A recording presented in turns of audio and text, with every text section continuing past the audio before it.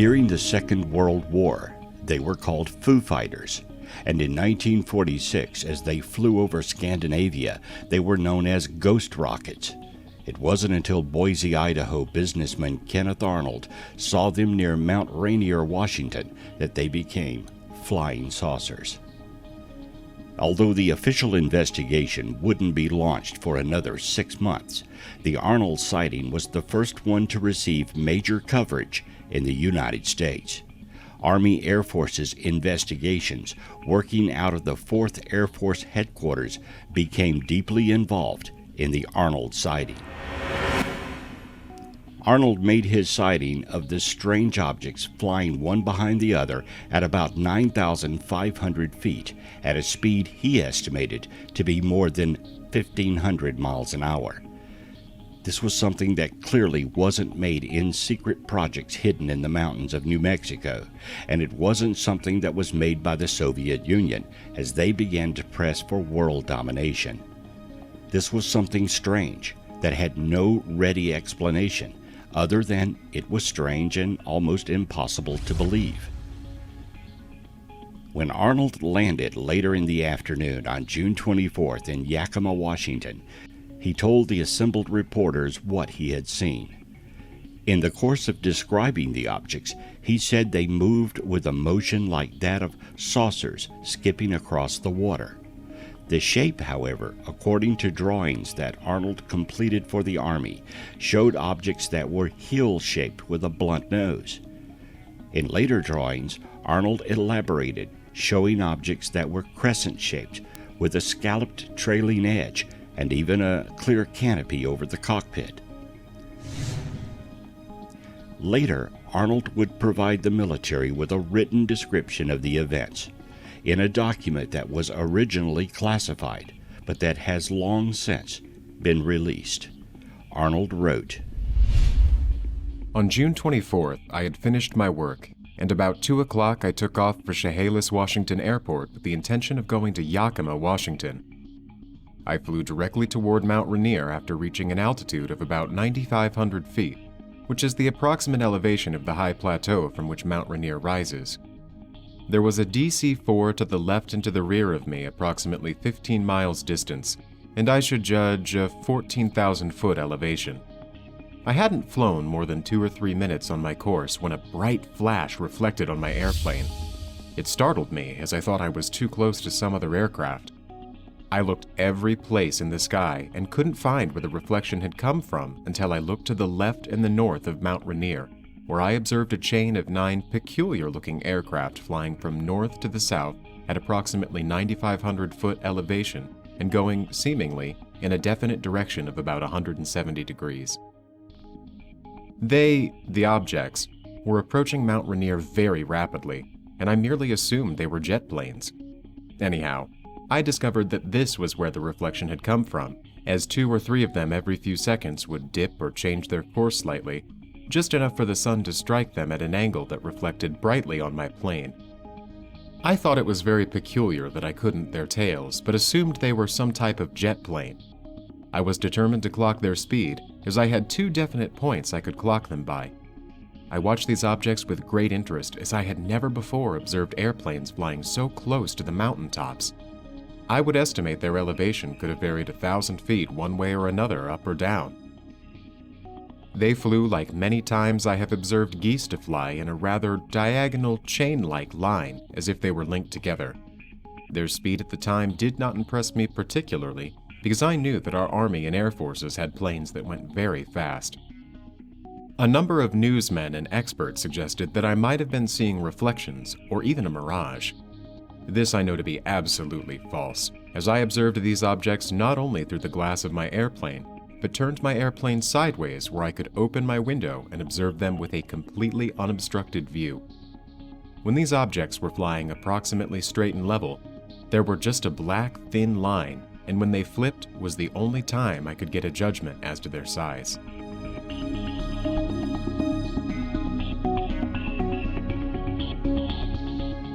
Arnold's sightings didn't gain front-page status immediately. Stories about it appeared in newspapers a day or two later, usually on page 8 or 9. and then with a comment about strange objects in fast flight. It was, at that time, the story of an oddity. Arnold claimed later that he thought he had seen some sort of new jet aircraft, and he was a little concerned about breaking the security around it.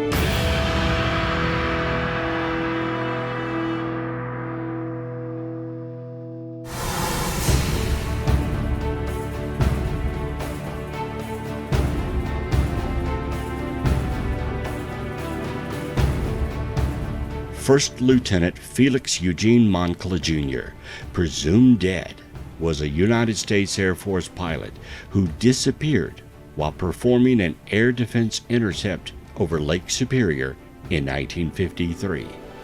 This is sometimes known as the Kinross Incident, after Kinross Air Force Base, where Moncla was on temporary assignment when he disappeared chasing a UFO radar blip. On the evening of November 23, 1953, Air Defense Command Ground Intercept Radar in Michigan identified an unusual target near the Sioux Locks, designated a UFO. An F-89C Scorpion jet from Kinross Air Force Base was scrambled to investigate the radar return. The Scorpion was piloted by First Lieutenant Moncla, with Second Lieutenant Robert L. Wilson acting as the Scorpion's radar operator. Wilson had a difficult time tracking the object on the Scorpion's radar, so ground radar operators gave Moncla directions towards the objects as he flew. Moncla eventually closed in on the object at about 8,000 feet in altitude. Ground control tracked the Scorpion and the unidentified object as two blips on the radar screen. The two blips on the radar screen grew closer and closer until they seemed to merge. Assuming that Moncla had flown either under or over the target, ground control anticipated that moments later the Scorpion and the object would again appear as two separate blips. Donald Kehoe reported that there was a fear that the two objects had struck one another, but the single blip continued on its previous course. Attempts were made to contact Moncla via radio, but without success. A search and rescue operation by both the United States Air Force and the RCAF was quickly mounted, but failed to find a trace of the plane or the pilots. Weather conditions were a factor in hampering the search. To this day, Moncla is presumed dead, and his aircraft was never recovered. Did First Lieutenant Felix Eugene Moncla Jr. encounter a UFO? Was he taken by the occupants of the UFO? No one knows, and this one remains a mystery in the annals of top UFO encounters.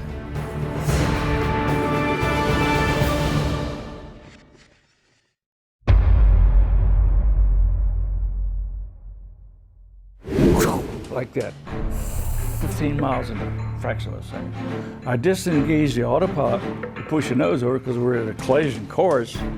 And when I did, I just saw it head on. It's 300 feet in diameter. We knew that. We had a knowing, like somebody was telling us, 300 feet in diameter. So at that time, I heard a hell of a noise. And I said to the friend, what the hell was that? He said, well, the navigator and the radio man ducking fell, hit their head, one hit their head, hurt their arm, they were scrambling on the deck. So I thought it hit us underneath. So I said, well, where in the hell did it go? And Fred said, it's right over to the right. I can see it. I couldn't see it. So it drifted forward about 5 miles from it. It never got to the altitude that we were at, a few hundred feet below. I began to watch it. Well, we knew then it was a friendly encounter. It just wanted us to see him. So then I went to engage the autopilot again. The magnetic compass was going like this. And the bird dogs, which is direction finders, the two bird dogs, they were pointing right at this thing, just vibrating like this. And there was a lot of electrical things in the airplane that went haywire. So I told Fred, did you see that coming? He says, anyway, it was close, it was doing this. And so I went back to the vacuum operator. That's the old airplane that vacuum operator and hydraulic operator control, so I go back to that. So then we sat there and watched it for a while, because it just paced us, stayed with us. And so the other crew wanted to land at large engines, so I was sent back. They came forward. Al Jones, which was the original plane commander, took my seat and was still there. He was watching. And as I was walking back aft, he decided he was going to chase it. And so he disengaged. When I get back aft, I wanted to see how the passengers were doing. They're all on the right-hand side. They could see it underneath the wing. And then, I recognized the doctor back. He was a psychiatrist out of Bethesda Naval Hospital, plus a lot of other things. So I said, I better talk to him first. So Cornell said, did you see what we saw, Doc? He grinned at me and looked me straight down. Yeah, and he says, yeah, that was a flying saucer. I didn't look at it. I don't believe in such things.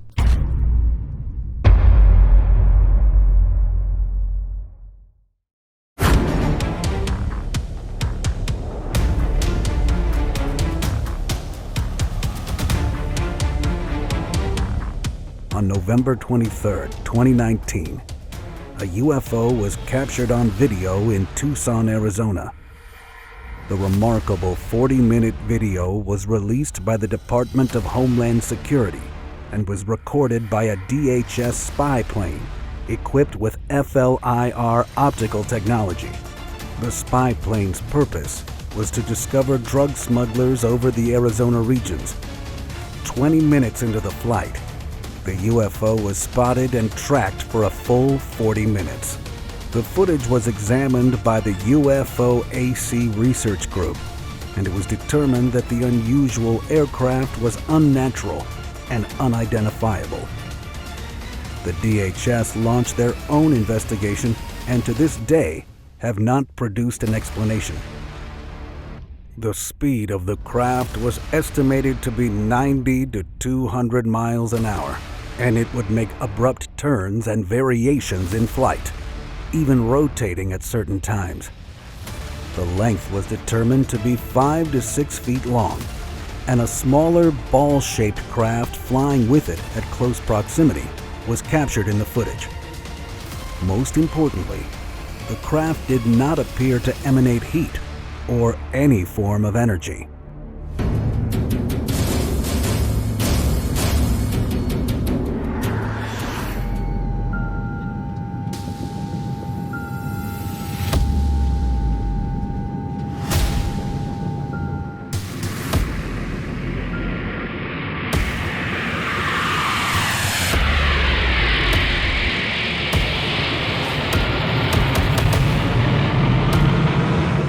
On February 21st, 2021, on American Airlines Flight 2292, flying between Cincinnati and Phoenix, the pilots experienced a frightening close encounter with what its crew described as a long cylindrical object that almost looked like a cruise missile, maneuvering extremely fast over the aircraft at 36,000 feet. A seasoned radio interceptor heard the frantic transmissions from the airline pilot through his scanners, who documented the encounter at approximately 1:19 Central Standard Time. The pilot reported, "Do you have any targets up here? We just had something go right over the top of us. I hate to say this, but it looked like a long cylindrical object that almost looked like a cruise missile type of thing, moving really fast right over the top of us." The response was chilling. There were no significant military aircraft present, and nothing was detected on radar. The aircraft flew on to land safely in Phoenix.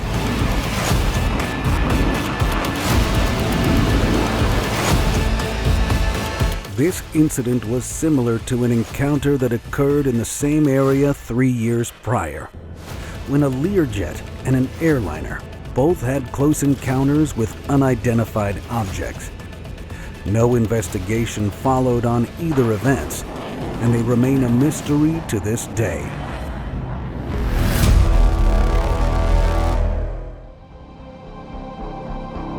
In March of 1971, the USS Trepang, a submarine under the command of Rear Admiral Dean Reynolds Sackett, was on its journey between Iceland and Norway's Jan Mayen Island in the Atlantic Ocean.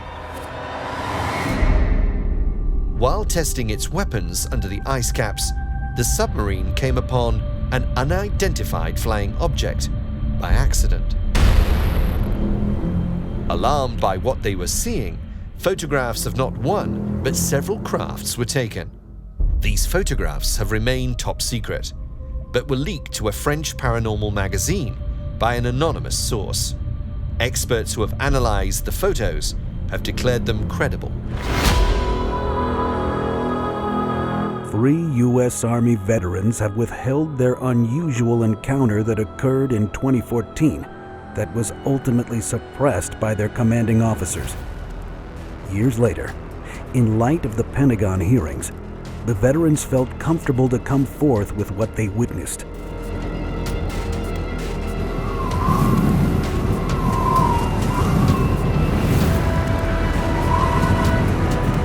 Stationed in the Sinai Desert on the Israel border, they were notified of mysterious aerial objects. Upon investigating, the 3 witnessed bright, spinning crafts, also seen by another outpost 200 miles away. One of the veterans described it as a big object with several smaller objects which appeared to be communicating or scuffling like a dogfight in the air. We knew it wasn't our military, and it was baffling. To this day, I've never seen anything like the craft, covering such distance with extreme speeds. The crafts were observed with night vision goggles, and it was determined that the biggest one was ovular, the size of a jumbo jet flying at an altitude of 30,000 feet, at an estimated several thousand miles per hour. The smaller crafts darted around the large craft like fireflies, left, right, up and down, making instantaneous high-speed turns. Eventually, the smaller crafts merged with the larger one, and it disappeared. The Egyptian and Israeli militaries were consulted to confirm if they could identify what these objects were, but couldn't explain the sighting. The veterans were trained observers, familiar with all types of aircraft, and they were unable to report what they witnessed because they couldn't determine what they were. One of the veterans was reprimanded by his superior officer for discussing the encounter and received numerous violations as an effort to get him fired over allegations that he had mental issues. The other 2 veterans were equally persecuted and betrayed by senior Pentagon officials, ironically on the same day that the Pentagon held the congressional UFO hearings.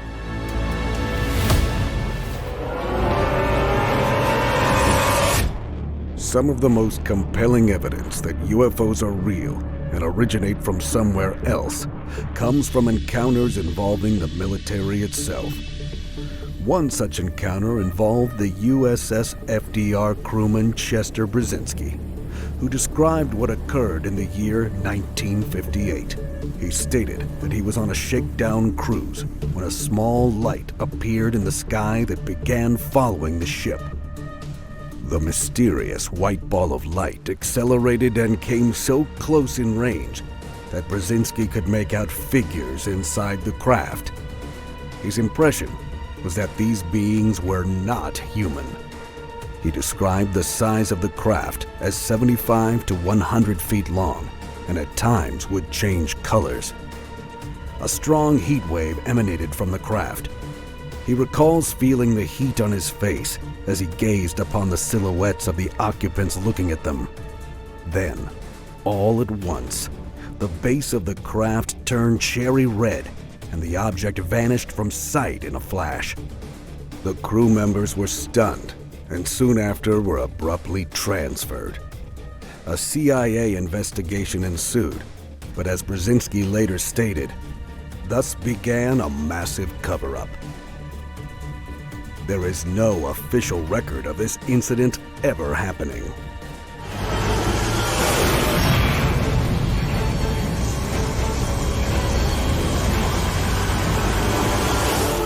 On September 19th of 1973, this famous UFO case occurred. After midnight above Tehran, Iran, 2 successive F-4 interceptors attempted to catch a radar visual UFO that had been widely reported by civilians. Each time visual contact was made, the crew attempted to arm a missile and prepare to fire it. However, the weapon system's electronics failed on board the aircraft.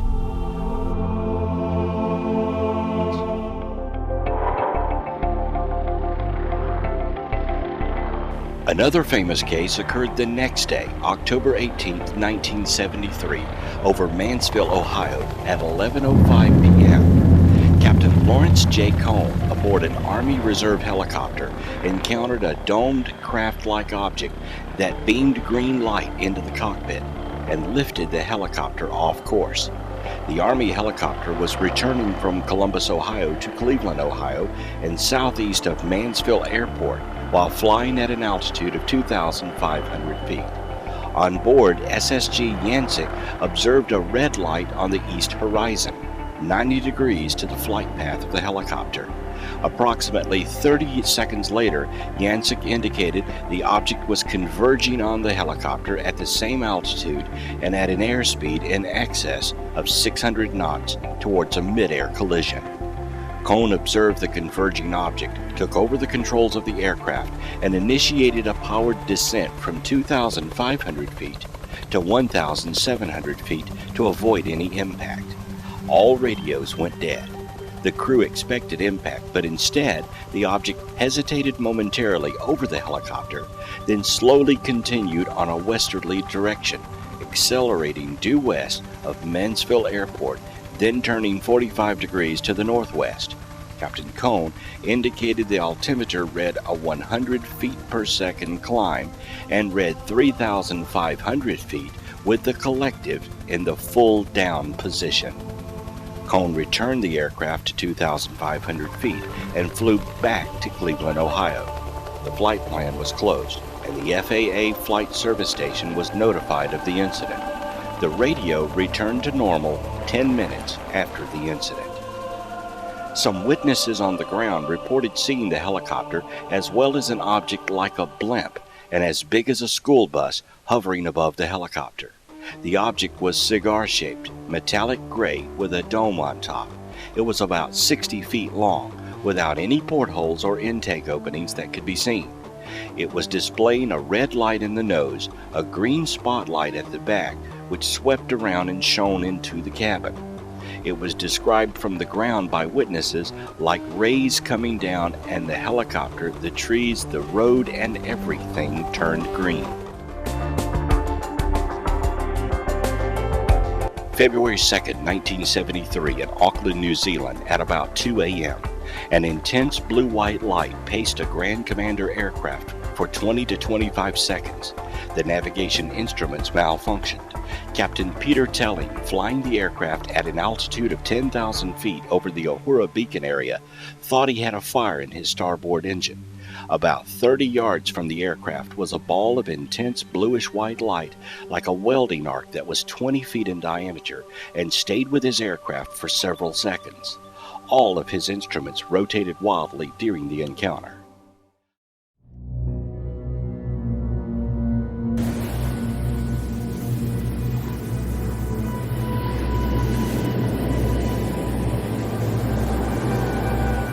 A stunning case, recently declassified, took place in 1992 on an Australian destroyer returning home from an Asian deployment at 2 a.m.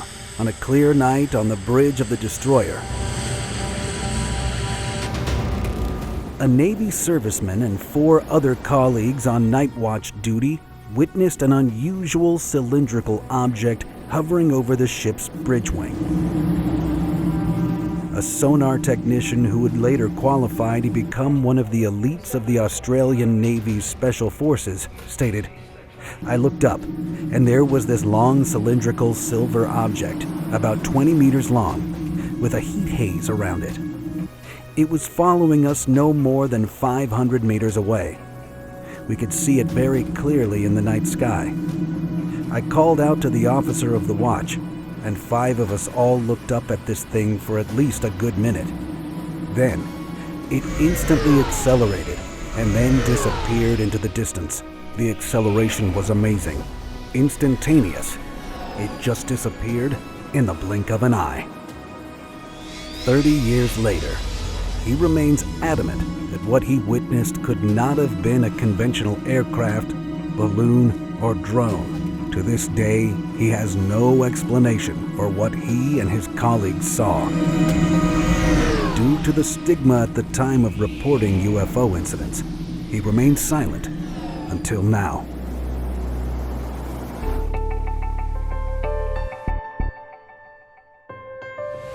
In July 1973, in the town of Hokkaido, Japan, witnesses saw a light descend to about 75 feet above the surface of the local bay.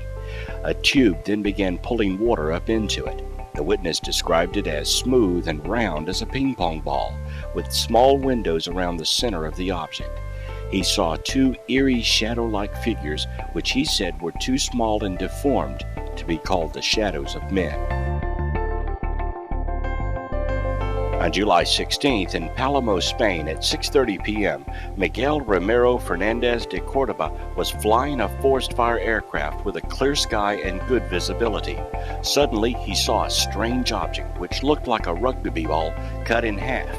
The object paced and maintained the same position on the right of the aircraft for 10 to 12 minutes. The aircraft radio system failed during the sighting.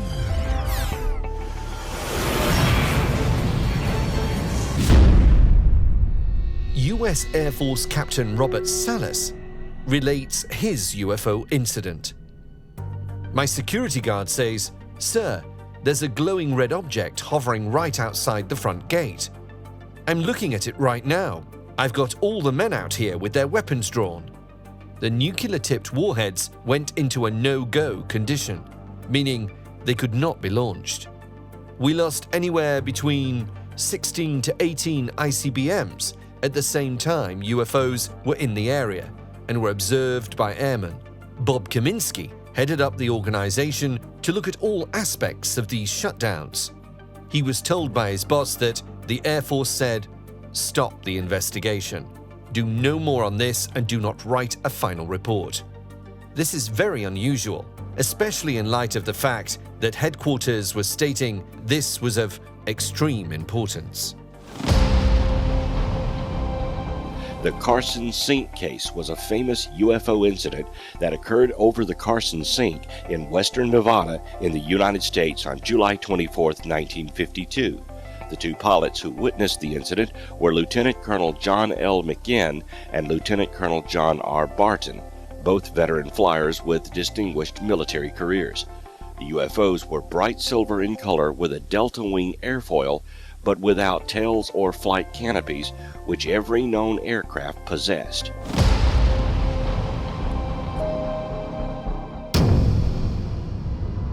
U.S. Air Force Security Officer Larry Warren revealed an unsettling incident.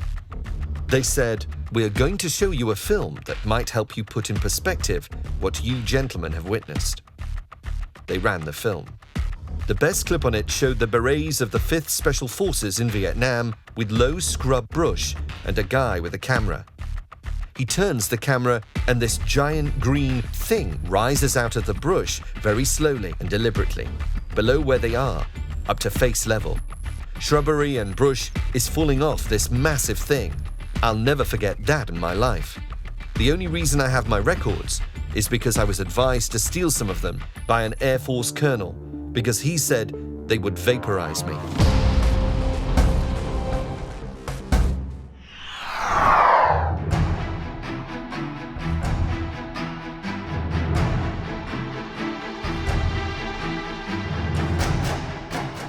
On January 7, 1948, 25-year-old Captain Thomas F. Mantell, a Kentucky Air National Guard pilot, died in the crash of his P-51 Mustang fighter after being sent in pursuit of an unidentified flying object.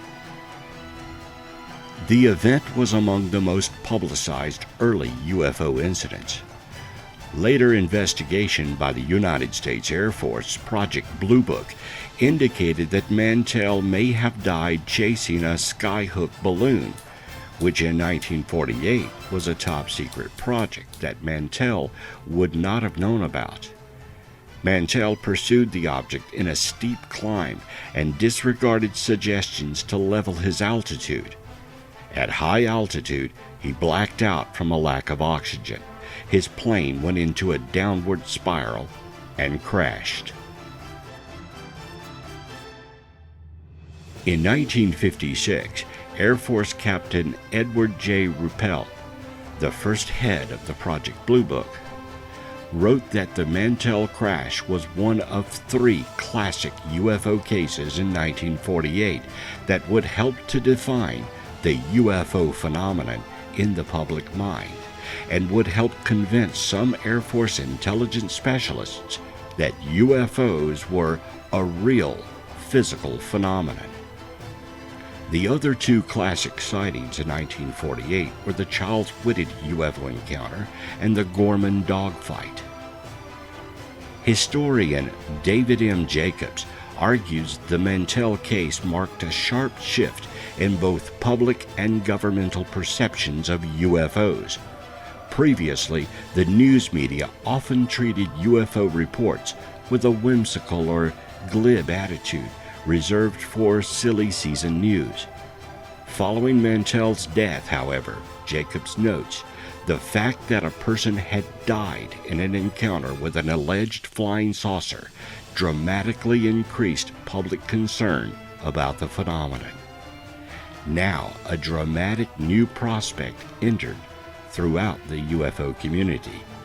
They may not be only extraterrestrial, but potentially hostile as well.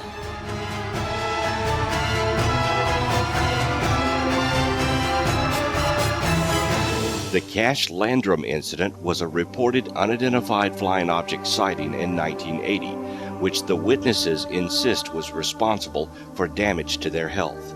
It is one of the very few UFO cases to result in criminal court proceedings.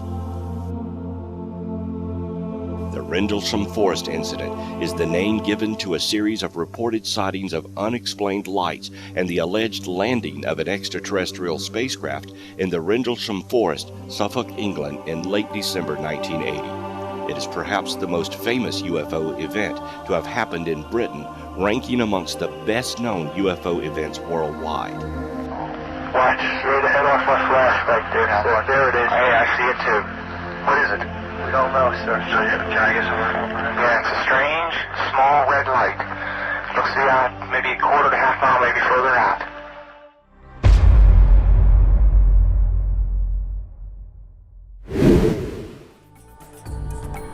Cosmonaut Major General Vladimir Kovalniuk, when speaking about the Salyut 6th mission in 1981, said, "Many cosmonauts have seen phenomena which are far beyond the experiences of Earthmen. For 10 years I have never spoken on such things. At that time we were over the area of South Africa, moving towards the area of the Indian Ocean. I was just made some gymnastic exercises when I saw in front of me, through a porthole, an object which I could not explain. It is impossible to determine distances in space. A small object can appear large and far away, and the other way round. Sometimes a cloud of dust appears like a large object. Anyway, I saw this object, and then something happened I could not explain. Something impossible according to the laws of physics. The object had this shape, elliptical, and flew with us. From a frontal view, it looked like it would rotate in flight direction. It only flew straight, but then a kind of explosion happened. Very beautiful to watch, a golden light. This was the first part. Then 1 or 2 seconds later, a second explosion followed somewhere else, and 2 spheres appeared, golden and very beautiful. After this explosion, I saw white smoke, then a cloud-like sphere. Before we entered the darkness, we flew through this terminator, the twilight zone between day and night. We flew eastwards, and when we entered the darkness of the Earth's shadow, I could not see them any longer. The two spheres never returned.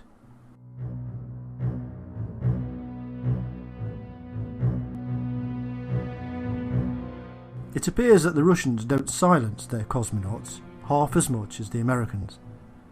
Here's another cosmonaut, Musa Manarov of the Mir mission in 1991. It happened during a visit mission, when all our attention was focused on the slowly approaching space capsule. I was close to the great porthole, from where I could see our approaching visitors. I watched everything very carefully. When the capsule came closer, I filmed it with a professional Betacam camera. Suddenly, I noticed something below the spaceship, which first I looked like an antenna. Only when I looked closer and analysed the situation, I realised that there was no antenna at all. But first I thought it was part of the construction. But then this element started to move. It moved away from the ship. So I grabbed the radio and told them, "Hey boys, you are losing something." This of course alarmed them. With all my experience, especially with docking manoeuvres in space, I can tell you that especially in this phase, simply nothing can break off at all. If something would have been lost, it would have been torn off long before, during the launch, the manoeuvres, the turn, all these much more energetic flight phases. Now we were just gliding slowly towards each other without any pressure on the capsule. But then this something started to move downwards. When it flew away, it attracted all our attention. It looked like it was rotating. It was difficult to estimate its dimensions. If it was close or far away, I could not say. It was in free sight, and in space, it is difficult to estimate any size and distance. I can only say for sure that it was not very close, since I set the camera for infinity. If it would have been just a screw or something close to us, it would have been out of focus. The object was quite far away. In any case, at least 300 feet, since this was the distance of the space capsule, and I had the impression that it was beyond it. It is possible that it was a kind of UFO. We can't say with any certainty what it was. It was definitely not a bigger piece of space junk, no rocket or part of so, since this would have been located. The space surveillance, ours, and the American, locate all bigger objects in space. They are followed. For every minute we know their position and their flight direction. If such an object would have come so close to the Mir, they would have located it and informed us. I don't think it was a piece of space junk or debris. There is a lot of that in the Earth orbit, satellite parts, rocket parts, just everything. But our space surveillance locates them, and according to them, there was nothing.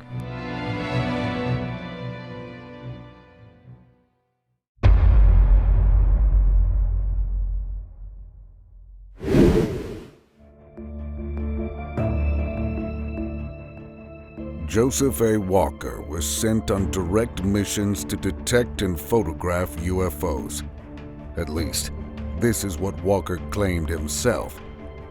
He was an American World War II pilot, experimental physicist, NASA test pilot, and astronaut, and was one of 12 pilots who flew the North American X-15, an experimental spaceplane jointly operated by the Air Force and NASA. The X-15 is cut loose 7 miles over the Mojave Desert to fall free and glide back to Earth, testing the stability of the most radically different aerodynamic structure ever engineered. In 1963, Walker made 3 flights above 50 miles, therefore qualifying as an astronaut according to the United States definition of the boundary of space. The latter 2, X-15 flights 90 and 91, also surpassed the Kármán line, the internationally accepted boundary of 100 kilometers.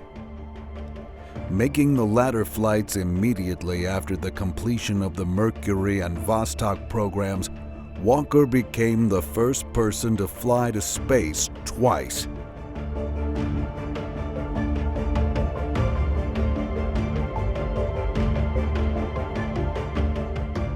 He was the only X-15 pilot to fly above 100 kilometers during the program. He is credited with filming not less than 5 sightings during one of his missions.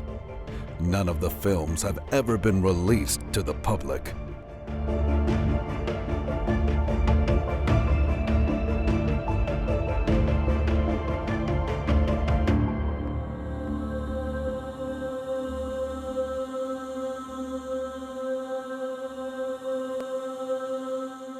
Walker was killed on June 8, 1966, when his F-104N starfighter chase aircraft collided with a North American XB-70 Valkyrie. At an altitude of about 25,000 feet, Walker's starfighter was one of 5 aircraft in a tight formation for a General Electric publicity photo when his F-104 drifted into contact with the XB-70's right wingtip.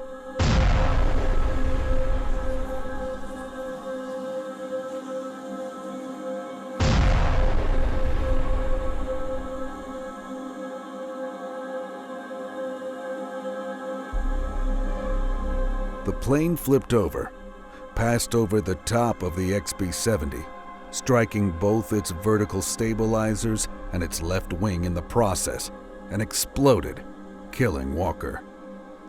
The Valkyrie entered an uncontrollable spin and crashed into the ground north of Barstow, California, killing co-pilot Carl Cross.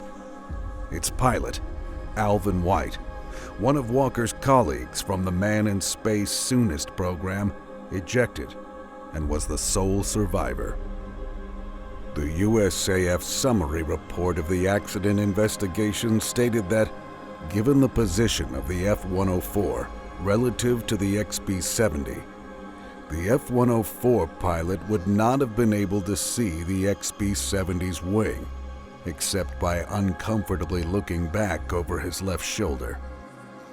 The report stated that it was likely that Walker, piloting the F-104, maintained his position by looking at the fuselage of the XB-70 forward of his position. The unlikeliness of a test pilot and astronaut with such a long career making a mistake like this was not considered by the accident investigators.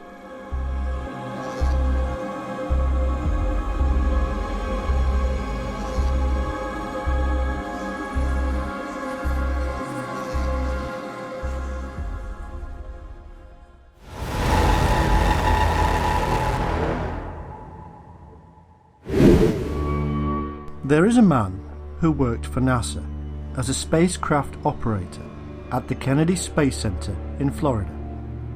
He was involved in over 650 missions, including the Mercury and Apollo expeditions and the Space Shuttle period. His name is Clark McClelland, and it was during this time on the Space Shuttle mission that he witnessed something very strange.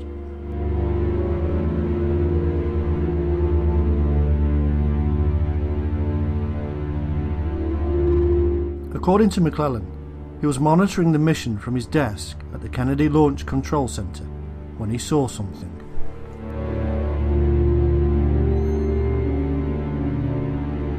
Here's his statement. I, Clark C. McClelland, former spacecraft operator, Space Shuttle Fleet, personally observed an 8 to 9 foot tall ET on 27-inch video monitors while on duty in the Space Kennedy Center, Launch Control Center. The ET was standing upright in the Space Shuttle payload bay, having a discussion with 2 tethered US NASA astronauts. I also observed on my monitors the spacecraft of the ET, as it was in a stabilized, safe orbit to the rear of the Space Shuttle main engine pods. I observed this incident for about 1 minute and 7 seconds.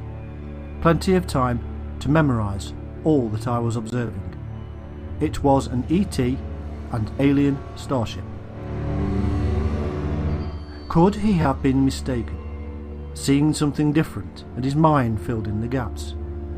He points out that in many years he was working on these things, he had strong visual recognition of crafts created and flown by the human race, whether secret or otherwise.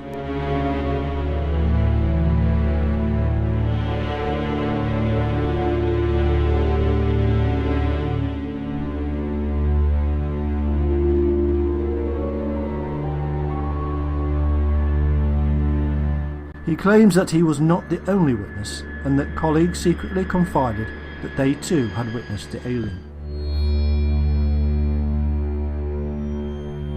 Surely the man is making it all up and never worked at NASA. The fact is, he did. There is photographic evidence, and NASA have never denied his employment. He has also pointed a finger strongly at NASA for being a military establishment. Here's what he said.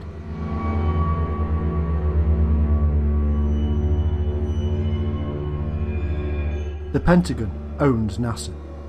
Some of the Department of Defense missions I participated in were top secret. Those missions carried TS satellites and other space mission hardware into orbit, where several crews met with ETs. He claims that the US government has been keeping a secret a long-standing military alliance with aliens for decades, in league with the Human Exchange Program.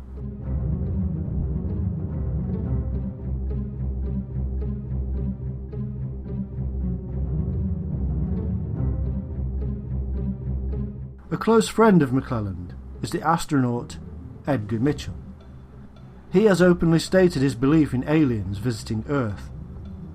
Mitchell stated that he was 90% sure that many of the thousands of UFOs recorded since the 1940s belongs to visitors from other planets.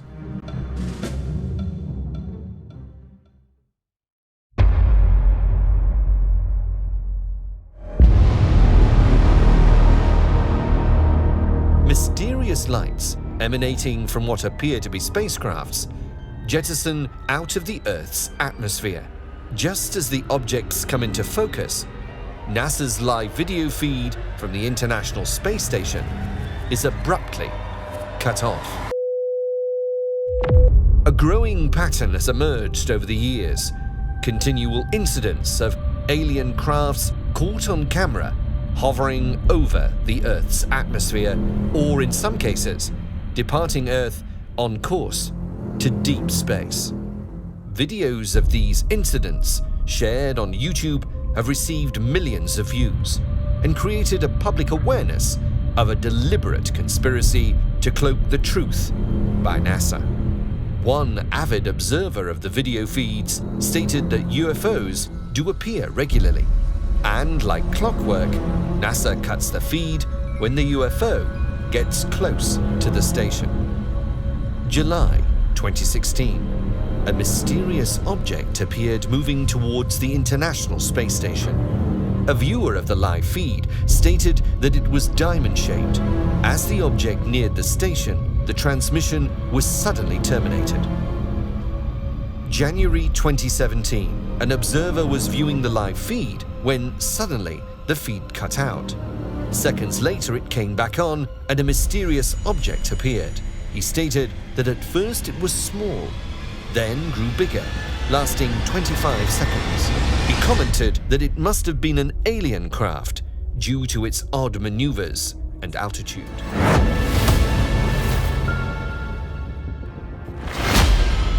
Defense Intelligence Agency analyst John Maynard recounted this exchange.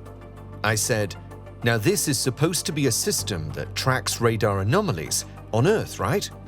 He says, "Yep, that's what it does." So I ask, then why are half of them pointed towards outer space, towards the moon, towards areas that are just blank space? What are they looking for? He says, "You've got to have a need to know to get an answer." We go back to a comment made by one of the astronauts when he stepped on the moon. It was the day after they got there, and he says, "You're right. They're already here." It went out on the airwaves. I know several people who recorded it. It was quickly taken out of all the tapes that were publicly broadcast. NASA Department of Energy, Harland Bentley, revealed this. "I was in a facility in California doing classified work. Our astronauts were doing a loop around the moon. I heard them say they had a bogey coming in at 11 o'clock. It was another type of ship, There were portals there that they could see in. They could see beings of some sort. They just took photographs.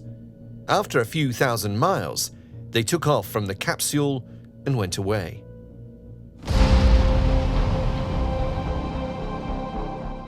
March 2019. During a routine maneuver of a mini shuttle on the exterior of the ISS, a strange light appeared in the distance. The light gradually got closer to the orbiting laboratory. A viewer who witnessed the craft stated that he saw the object further away a few hours earlier. Gradually, the object moved closer, about 30 to 50 meters away from the station. He described the anomaly as massive in size and partially cloaked. But soon it was revealed by sunlight bouncing off it. He added that when the shape came into focus, it appeared to be a thick, round cylinder with a complex texture. Suddenly, the live feed was terminated.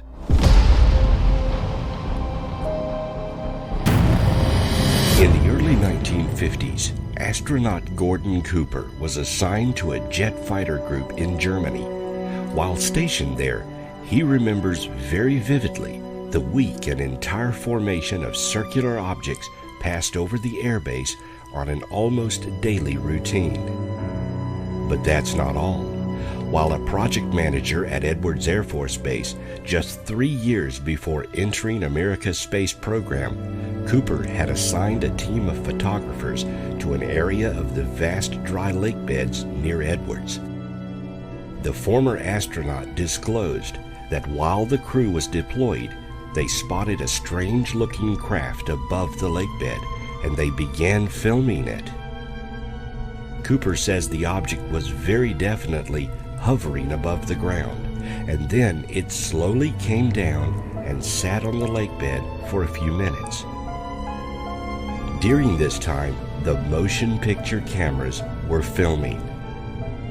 There were varied estimates by the cameraman on what the actual size of the object was, but they all agreed that it was at least the size of a vehicle that would carry normal-sized people in it.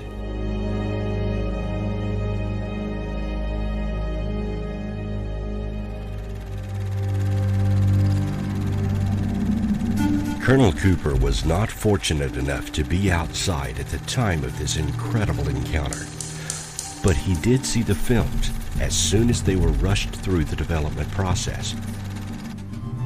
It was a typical circular-shaped UFO, he recalls. Not too many people saw it because it took off at quite a sharp angle and just climbed straight on out of sight. Where are these films today? Why would Gordon Cooper, a respected and honorable American hero, make up such a story? According to him, UFOs were seen regularly at Edwards Air Force Base.